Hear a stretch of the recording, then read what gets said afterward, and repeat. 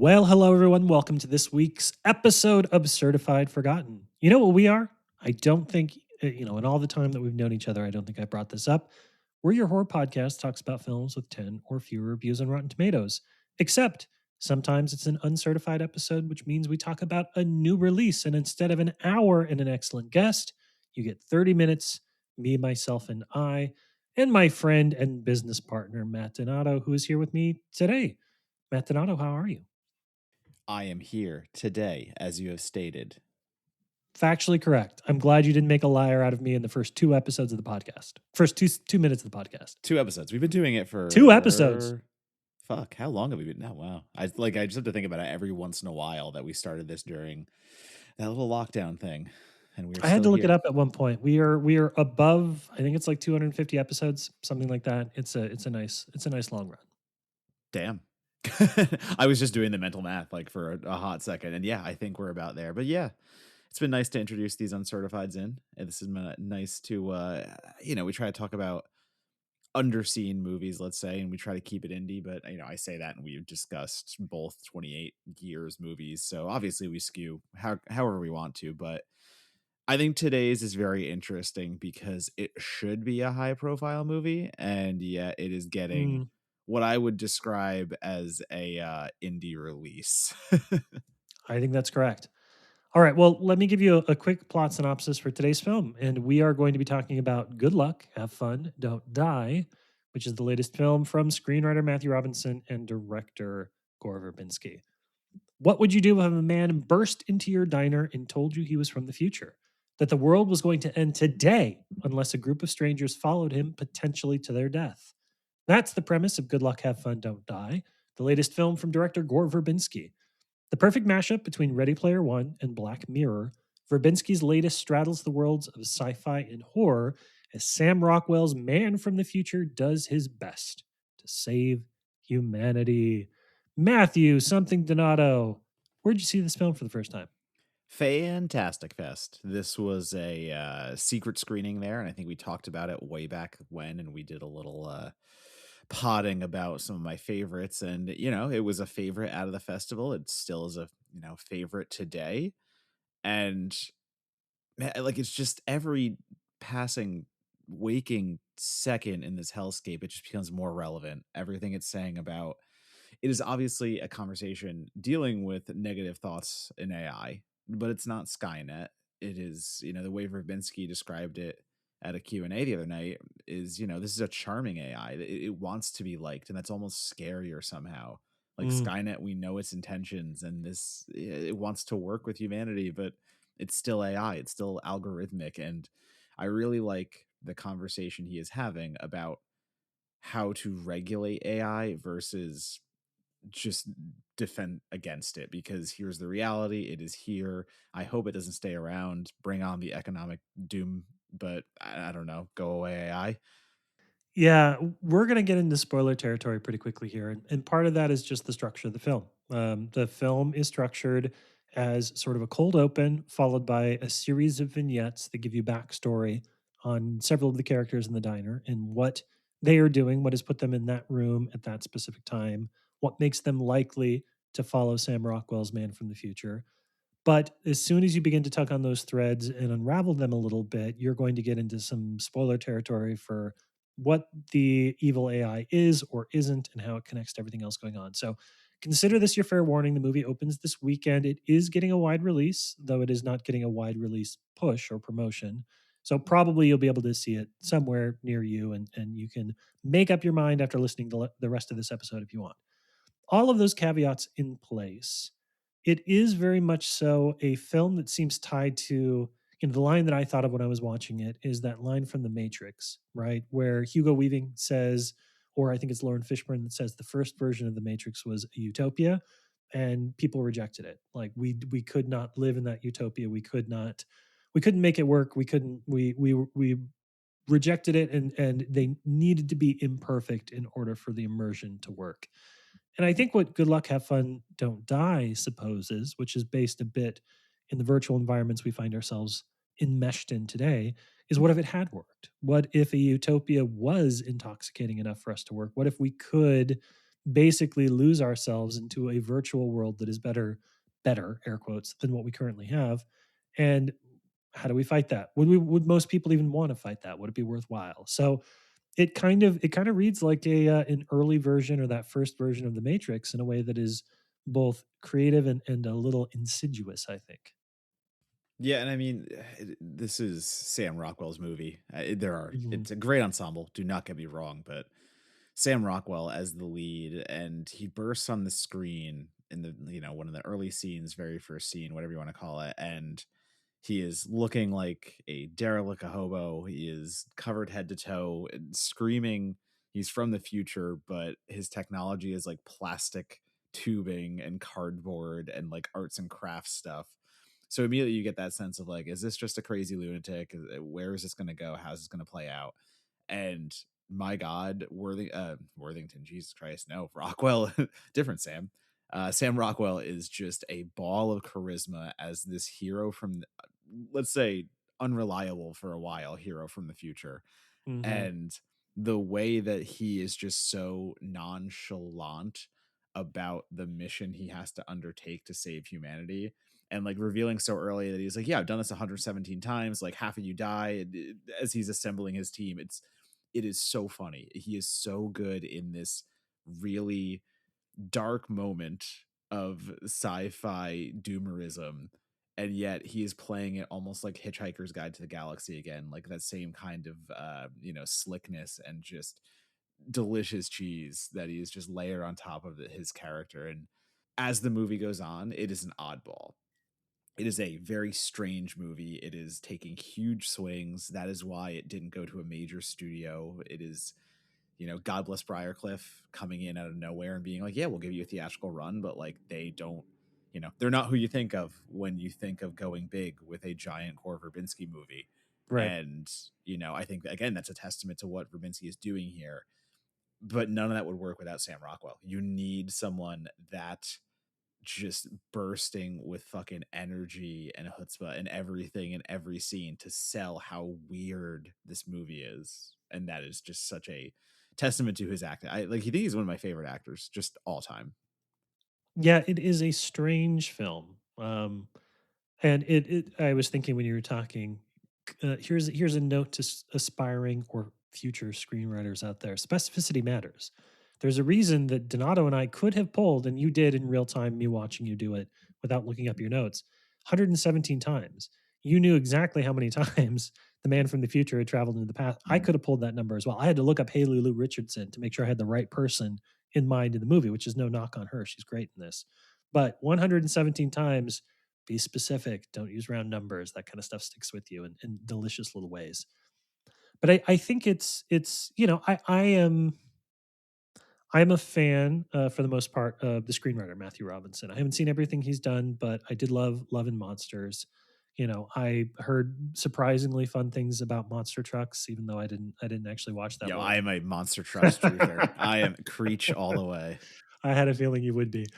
And what I think, and I had an opportunity, I won't get too much into it because you got to pay for it, but I had an opportunity to interview Robinson for another publication, and he talked a little bit about how he got to this point, his influences. The thing that I find a nice mesh of both screenwriter and director here is the idiosyncraticness.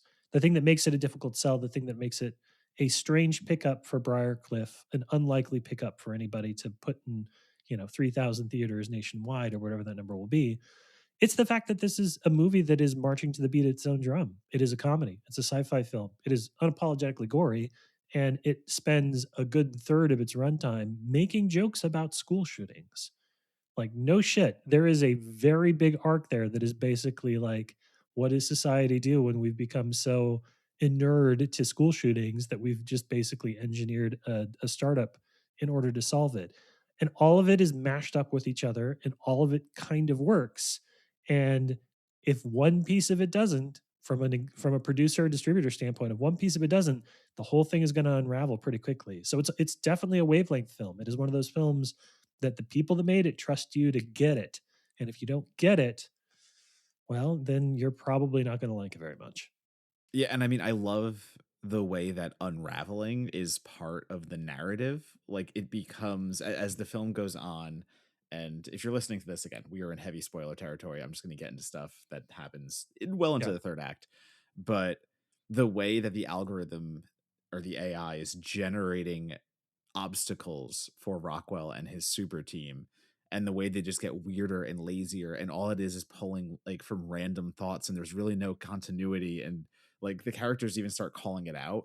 I think that is just a more poignant commentary on AI than anything, because once again, I'll Mhm. use like the Terminator analysis where we're just so used to, oh, AI evil, robots evil, and like it's warfare.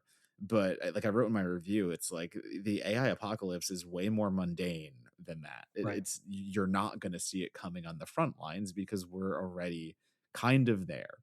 I mean, it's so bleak in the film to do exactly what you said it does with the school shooting arc, leading into AI being used to program clone children, because it's just such a common occurrence that, oh, parents just go get another version of their kid and they just have to deal with whatever version pops out, even if it's not perfect, because AI isn't perfect.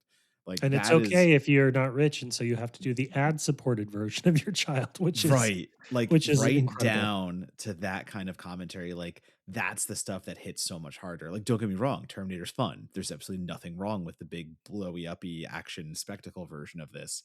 But I think Verbinski sees, the horrors of AI for what they are on a realistic level, and how once again it is about profits. It is about nothing Mhm. more than using AI to drive the workforce down, drive profits up for the billionaires who own this stuff, and all of that is just so relevant. It is just so like on the tongue. Even Fantastic Fest was September, and all the reports coming out now about how close we are to like the AI bubble bursting already, and all of these Altmans and whatnot begging for money because if they can't have their AI, then like the economy's dead. And what sympathy are we supposed to have for all this? And I think that is really evident in Good Luck, Have Fun, Don't Die. I think that is such an important part of it, of oh, we've created this kind of real utopia that has the blemishes and all this stuff, so it seems like reality, yada yada yada, but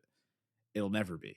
And Yeah. maybe it all has to break and everything has to go back to the reset to get the fuck out of this cycle.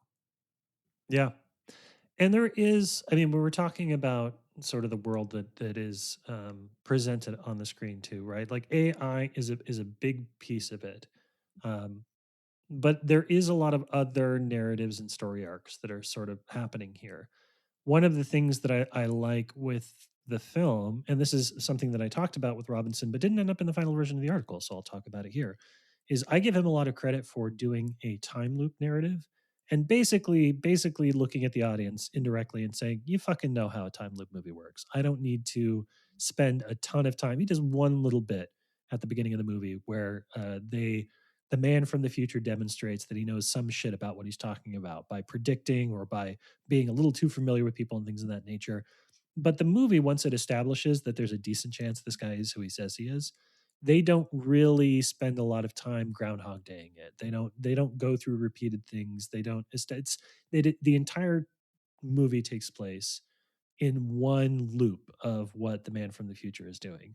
And that may seem like sort of a small thing, but it is a level of trust in your audience. And it speaks to, and this is something Robinson said in his interview, is he feels like it's the same way with multiverse movies now too. Like everybody knows what a multiverse is, you know how it works. You don't need to spend a lot of time being like, what do you mean there are multiple versions of me? And I like the fact that here they can set it up as we're going back in time, we're trying things, we're doing a little bit of a causal loop, but that is just one piece of the story. That solving that is not the primary crux of the story. The fact that he may have to go back and do it again at some point is a thing, but it's not. This is the story of this loop and these characters and these versions of these people, and that gives it stakes. It gives it weight in the same way that a video game without permanent death, it's sort of like, well, I'm just going to restart to the most recent save point. There's no real stakes here because at the end of the game, all I have to do is reboot it. There are stakes because these versions of these characters and their experiences will never exist again. So there's a level of sophistication, I think, within what are some pretty broad genre tropes that allows this to be the character study for these folks in a way that, again, we talk about all the crazy things that this movie is doing, but it's built on a few performances, a few stories, and a few story arcs in a way that really works. And I think it is that jambalaya piece, the fact that it's doing 8 different things, but it's really about how much do you want to spend time with Juno Temple? How much do you want to spend time with Haley Lou Richardson? How much do you want to spend time with Zazie Beetz and Michael Pena? Like, that's the core of the story, is I will follow these characters and that will make it work. And that is, it's a sweaty movie, but that's the thing that I think makes it work for everybody, is that even if you're like, all right, I get what you're doing. I didn't like Ready Player One. I don't like this. Yeah, but these are good actors. You're going to want to spend time with their versions. And not only that, but there is a little bit of that video game restart value to some of the humor, Hmm. because Rockwell does let slip a few times, whether it's maybe using someone for a meat shield or just letting them go about their fate, because he's like, yeah, that guy never survives in any of them. Like, he's always going to die, like that kind of stuff. The humor is definitely stemming from that kind of dark comedy. But as you just said, the ensemble here is just firing on all cylinders, because I've been a fan of Haley Lou Richardson since The Edge of 17. I know she's in other stuff prior to that, but like that was the first time I saw her, and like I really enjoy her in everything I've seen. So you have her as the person who is allergic to technology. So you have immediately an antithesis to what is happening, and you get the counterpoint to AI acceptance and technology. Well, Hmm. someone's literally allergic to it, and that parallel, Zazie Beetz and Michael Pena together as teachers who are dealing with that whole school shooting thing, and like the kids are basically chasing them the entire time. Hilarious, great. Like they're just going back and forth with super witty banter. It's two people who are already very funny doing very funny things. Amazing.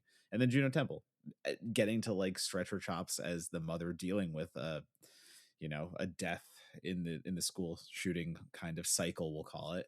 So there's a lot of grief in her character in the way that she, becomes a reluctant hero. So they're all playing with different modes, and they're all playing around in different sandboxes. And I really do like when the movie fractures into the singular stories. So it's not just the rousing epic of all of them coming together and defeating the AI, or trying to defeat the AI, but you get the origin stories of every one of them. And I think Yeah. some are better than others. I Yep. do think there's a little bit of imbalance between how much you will enjoy each one. But that said, like it's at least interesting every time and exploring some new value in the script. It's never repetitious. It doesn't feel like it's replaying things, where certain movies like even like a Weapons, when it goes back and forth and gives us the origin stories of these characters, but it just kind of feels like playing the same beats a few similar times. Good Luck, Have Fun, Don't Die feels like it's doing this with purpose, and it's bringing you back and showing you these characters before the team up for a reason. It is in a lot of ways an anthology film, which it's not presented as such, and I don't think people would describe it in those terms. Um, but I think that the thing that I was struck by when I watched it is how much each of those stories is a zoom in on a different danger of technology. AI, yes, but also, the phone addiction and dehumanization and desensitization. Each story, each backstory that we get for the character, each different thing is not part of it, is part of a self-contained, like a broader theme of technology and what's going on with the characters. But each of their own experiences are so unique and so different, a different flavor of how technology is making life worse for them, that it in effect sort of plays out like there are a series of Black Mirror episodes that were strung together with a through storyline that happens to be the Sam Rockwell Man from the Future arc. And I think that, I'm a fan of a good anthology film. Why would you want one movie when you can have like 3 or 4 in the same box? I think that's a lot of fun. But I think that is part of what makes this feel fantastical, is that they don't really need to anchor in on one doomsday scenario for the future. They are able to say kids addicted to phones are, becoming unhinged and attacking their teachers. They are able to say clones of kids that are, destroying family values and becoming part of the problem. Each of these things, while connecting to the broader story, is very self-contained, and that gives it a nice, it's a nice fun Twilight Zone Black Mirror kind of vibe, where each character ends up in the same place, but their journey to get there very well could have been a standalone story in and of itself. Yeah, there's a lot of like empathy and forward thinking of how to navigate AI if it is here and has to stay around. But there's a lot of, showing the devastation of what AI has already done to our world and like what technology has done to America and driven, either driven away from society or brought something not as great to society. There's plenty of social media commentary here. There's plenty of screen life, all that stuff. I mean, that's common ground now for commentary in Hmm. such films, but it's still all ties together. And like AI being the kind of grim reaper over all of this and taking it to the next level, it's a very fun movie. I enjoy Hmm. watching it. Like it is bouncy. It's got action, it's got thrills, it's got humor, it's got laughs. Like it has everything you want in an entertaining popcorn flick. And yet the meaning of the film just like rises to the top in a way that is not a normal popcorn film because I mean we're in it. Like we're in the thing Yeah. that the movie's trying to warn us because obviously the script was locked how long ago. They shot it how long ago. There was no way they could predict the speed run in which we're trying to give AI the worst fucking start it could have. Yeah. And fun being the operative word, it seems a little incongruous with the idea that there's an arc about school shootings. And when I was watching it, I was thinking to myself, "Ooh, this feels transgressive. This feels like it could be a little exploitative. This feels a bit out of step with, this is doesn't feel like it matches sort of the opening sequence, which is Sam Rockwell doing his Groundhog Day bit." But the more I thought about it, you know, for only worse, not for better or for worse, for only worse, school shootings are so common in America that films have begun to play with them as a as an inciting event, right? Like I know there's the film that you love, the name that I can never remember. The Um, Fallout. the Fallout. I know that you're a huge fan of the Fallout, and I know that that film begins in the aftermath of a school shooting. I adore Vox Lux with Natalie Portman. I think that is a trippy, fun deconstruction of celebrity and trauma and music. And it is about a girl who becomes famous because she writes a song after her school is shot up.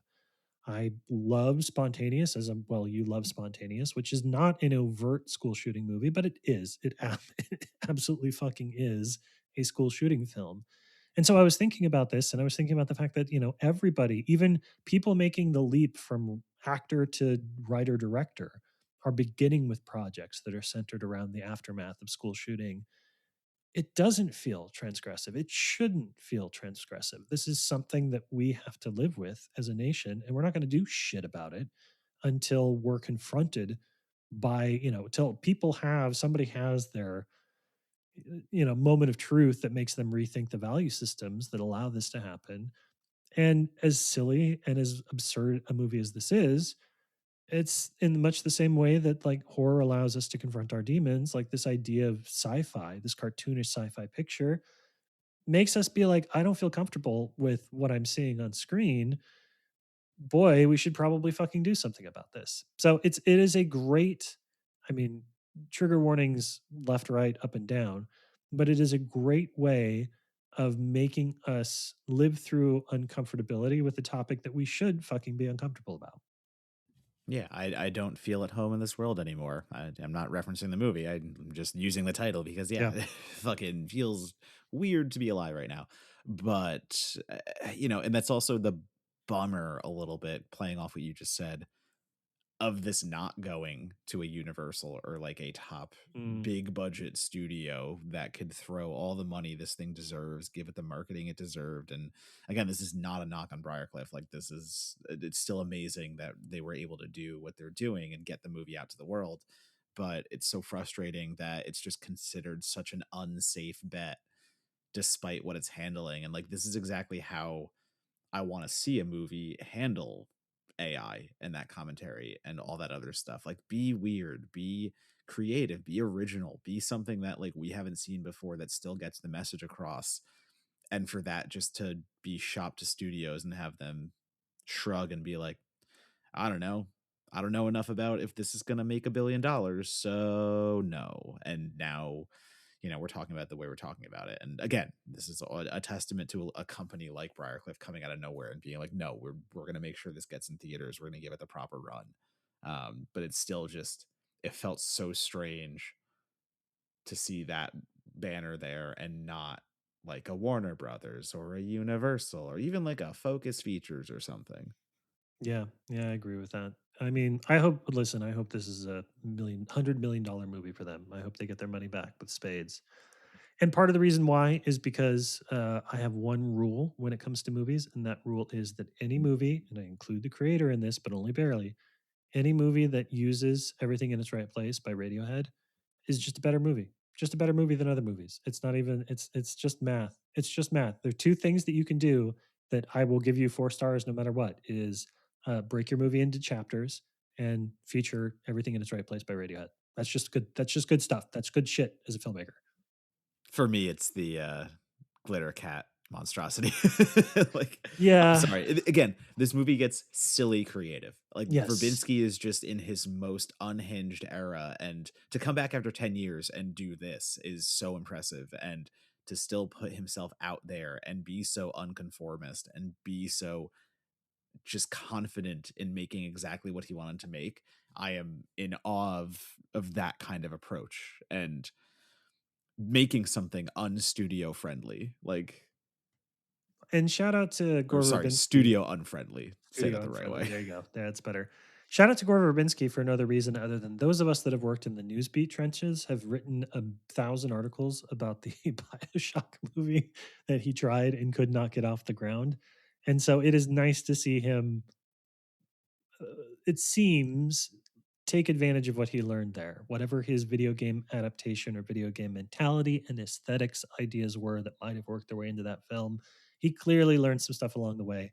He brings it into Good Luck, Have Fun, Don't Die, and he remains just like uniquely himself. He remains a filmmaker that makes big budget movies that don't feel like other big budget movies, whether that is A Cure for Wellness or the Pirates of the Caribbean films or even Rango. He's just a guy that is able to create something that seems to be for an audience of one, and he just so happens that that audience of one includes a lot of other people outside of himself. So will this movie make $100 million this weekend? Probably not. Will it make $100 million ever? Probably not. But Gore Verbinski's out there. He's making weird shit. He's working with actors who understand weird shit.